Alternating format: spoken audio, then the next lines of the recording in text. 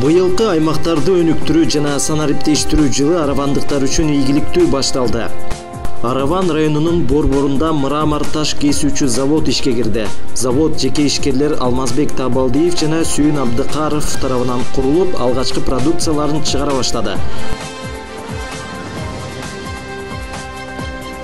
Заводко улай эле заманбап фитосанитардык нормаларга жооп берген мал союлуучу жайдын капсуласы салынып, курулуш иштери башталды.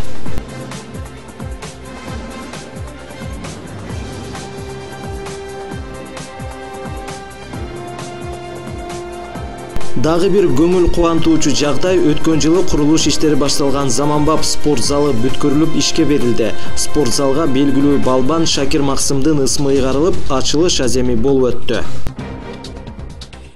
Шакир Максым ажатабыз жогоруда айтып кетти, мына чоң иш-чара өттү. Бу жерге ушул чалынган спорт залдын атын атап, айлык кеңештин депутаттары эл колдоп, ушу сунушту берип, чечим кабыл алып бүгүнкү күндө мына аты коюлуп турат.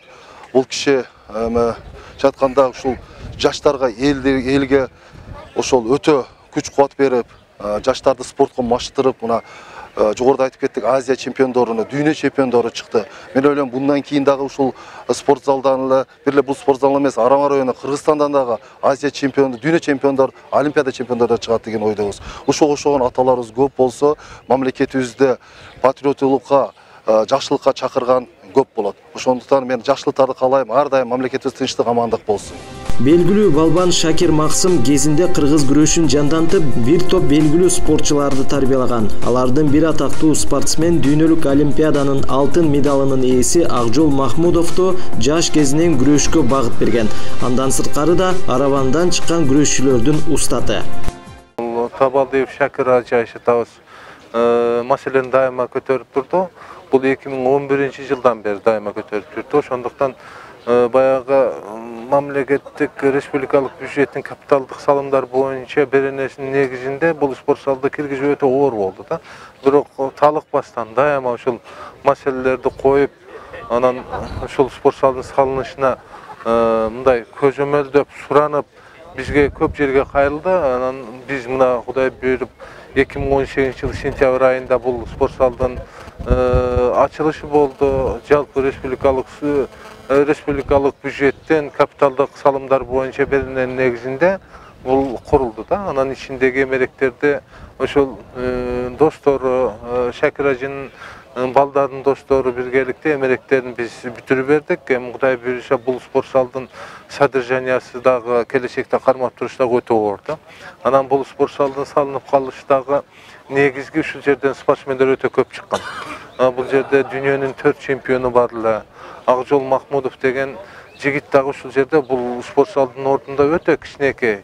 Патологу мындайча айтканда өтө ылдый болуп турган спорт зал болгон да. Ошондуктан спортсмендердин көп чыгышын ошол өкмөттүн астына коюп, анан кийин ушу Сооронбай Шарипович өзү премьер-министр болуп турганда ушул спорт залга капиталдык салымдар боюнча өзү кол коюп берген эле да. Ошол киши президент болуп турганда ачылыш болду. Эми Кудай буйруса келечекте ушул Шакир ажынын алдыга койгон максаттарына ишке ашыруу үчүн ушул дагы эмгектениш керек. Аталышы туура болуптур, бирок ушул спортсмендерге жоопкерчиликти дагы мындай бийиктептир деген мен ойдомун да. Заманбап спорт зал Шакир Максымдын демилгеси менен мамлекеттин эсебинен курулуп, жабдыктары балбандын жакындары тарабынан каржыланып жана жеке ишкер Бактияр Хакимов тарабынан болочок балбандар үчүн мат алып берилген. Бүгүнкү атабыздын атына коюлган спорт залдын ачылышына ушул көмөктөшкөн биздин айылдык кеңештин депутаттарына, биздин эл журтка чоң ыраазычылык билдиребиз келип берген үчүн. Анан мына жогорку кеңештин депутаты Төрөбай Закировичке, Өмүрбек ажыга өзүнүн ыраазычылыкты билдиребиз келип берип. Мына ушундай азаматтардын демөөрчүлүгү жана демилгеси аракети менен аймактардын көйгөйлүү маселелери чечиле бермекчи.